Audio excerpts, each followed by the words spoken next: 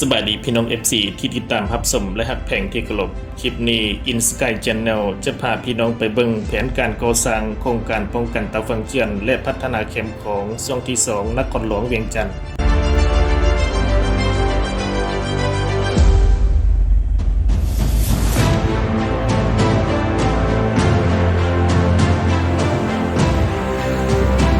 โครงการป้องกันเตาฟังเจือนและพัฒนาเข้มของเป็นโครงการที่สำคัญที่นอนในแผนพัฒนาเศรษฐกิจสังคมของรัฐบาลลาวก็คือองค์การปกครองนครหลวงเวียงจันทน์ให้ความสำคัญเป็นพิเศษเพื่อส่งเสริมการค้าภายในและการท่องเที่ยวเขตเข้มของให้เป็นไปตามแผนยุทธศาสตร์ของการพัฒนาปี 2020 ถึงปี 2030 ซึ่งได้สร้างผลประโยชน์อย่างหลากหลายให้แก่ชาติและประชาชนเป็นต้นแม่นสามารถป้องกันบ่ให้ดินโซเจือนภัยพิบัติน้ำท่วมมีสวนสาธารณะที่กว้างขวางเป็นสถานที่เที่ยวชมพักผ่อนหย่อนคลายและเป็นสถานที่ออกกำลังกายมีเส้นทางที่อำนวยความสะดวกและสามารถลดพรการสัญจรที่แออัดในตัวเมืองได้อีกด้วย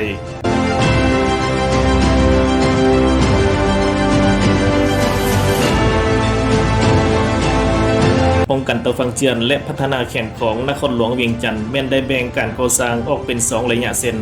ระยะที่1แม่นเริ่มต้นการก่อสร้างตั้งแต่ปี 2009 สำเร็จปี 2013 และจัดพิธีมอบภาพอย่างเป็นทางการในวันที่ 10 มกราคม ปี 2014 ที่ผ่านมารวมความยาวทั้งหมดจาก 3 แยกปากประสักถึง 4 แยกหลัก 3 2.68 กิโลเมตรโดยสุมใส่ยกระดับคูป้องกันน้ำก่อสร้างสวนสาธารณะเจ้าอนุวงศ์ยกระดับเส้นทางก่อสร้างเส้นทางย่างชมทิวทัศน์เข้มของสถานที่ออกกำลังกายและตลาดกลางคืน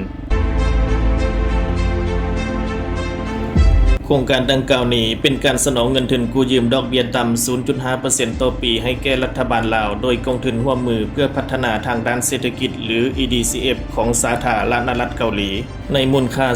37.21 ล้านดอลลาร์สหรัฐระยะเวลาในการกู้ยืมแม่น30 ปียกเว้นดอกเบี้ย10 ปีในนี้รัฐบาลลาวประกอบทุน 11.8 ล้านดอลลาร์สหรัฐเพื่อนำใส่เข้าในเวียกงานการสดเสยและยกย้ายสิ่งกีดขวางออกจากเขตก่อสร้างรวมมูลค่าโครงการทั้งหมดแม่น 49.1 ล้านดอลลาร์สหรัฐ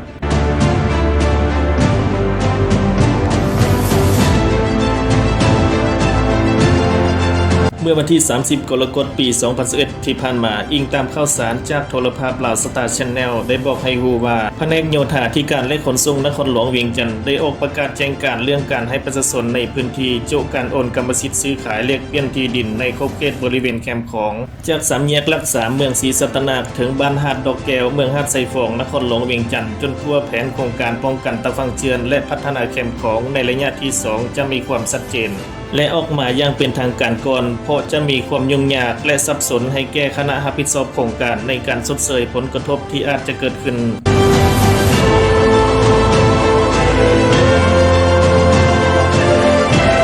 ตามการสำรวจเบื้องต้นโครงการป้องกันเตาฟังเจือนและพัฒนาเข้มของในระยะที่ 2 จะมีความยาวทั้งหมดประมาณ 12 กิโลเมตรกวมเอาเนื้อที่ดินของประชาชนจำนวน111ตอนตามแผนการคาดว่าจะสามารถลงมือจัดตั้งปฏิบัติใดในต้นปี 2022 ถึงปี 2025 รวมระยะเวลาในการก่อสร้างแม่น 4 ปีโดยสุมใส่ยกระดับคูป้องกันน้ำยกระดับเส้นทางก่อสร้างสวนสาธารณะบุกเบิกนาดินก่อสร้างเส้นทางขนยางสถานที่ออกกำลังกายและอื่นๆ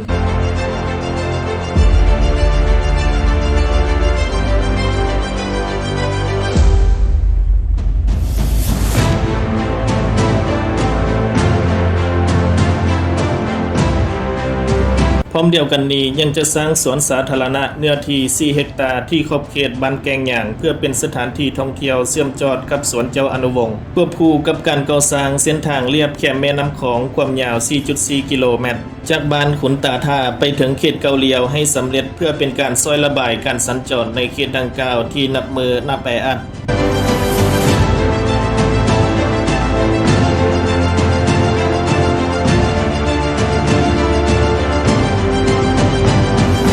ตามการรายงานของแผนกแผนการและการลงทุนนครหลวงเวียงจันทน์ในกองประชุมสมัยสามัญเทื่อที่ 7 ของสภาประชาชนนครหลวงเวียงจันทน์ครั้งที่ 1ที่ดำเนินระหว่างวันที่24หาวันที่26กรกฎาคม 2019 ที่ผ่านมานครหลวงเวียงจันทน์เกี่ยมจัดการประมูลโครงการก่อสร้างป้องกันเตาฟังเจือนระยะที่ 2 ที่มีจุดเริ่มต้นแต่เขตหลัก 3 เมืองศรีสัตนาคหาเขตบ้านหาดดอกแก้วเมืองหาดไซฟองความยาวประมาณ 12 กิโลเมตร โดยโครงการดังกล่าวนี้แม่นได้รับการสนับสนุนเงินกู้ยืมดอกเบี้ยต่ำจากกองทุนร่วมมือเพื่อพัฒนาทางเศรษฐกิจหรือ EDCF ของสาธารณรัฐเกาหลีในมูลค่า$67 ล้านจากจำนวน$300 ล้านที่สปป.ลาวและประเทศเกาหลีใต้ได้ร่วมมือทางยุทธศาสตร์เมื่อปี 2016 หาปี 2019 เพื่อแนใส่ป้องกันน้ำท่วมเขตแคมแม่น้ำของและเป็นการประกอบส่วนในการพัฒนาเศรษฐกิจปรับปรุงชีวิตการเป็นอยู่ของประชาชนนครหลวงเวียงจันทน์สามารถดึงดูดนักท่องเที่ยวและนักลงทุนเข้ามาลงทุนอยู่สปป.ลาวให้เพิ่มขึ้นเทื่อละเก่าอีกด้วย